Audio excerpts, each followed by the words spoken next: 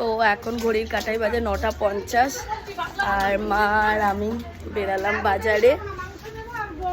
এই যে মা আর বাবা ওই দিক দিয়ে আসছে, ওর বাড়িতে বাসন কোসন সব মানে ঘরেই বাড়িতে এসে পড়েছে, তো ওই বাসন কোসনগুলো দেবে, তারপরে আসবে বাবা আমাদের সাথে বাজারে। তো যেহেতু নতুন বছর, মা আমাকে কি কিনে দেয়, আমাকে বেশি কিছু না, নোংরা আছে, নাইটি কিনে দিলেই হবে, কারণ আমি ঘরে নাইটি পরি, তো নাইটি কিনে দিলেই হবে আমাকে, ব্যাস, বাকি আর কিছু লাগবে না আমার। যেহেতু পয়লা বৈশাখের বাজার, সব জায়গায় ভালোই ভিড় জমেছে, দেখতে পাচ্ছ বাজারে ভালোই ভিড় জমেছে, বেশি তো ওইদিকে মাছ বাজার আর মাংসের বাজারেও ভিড় আছে ওইদিকে।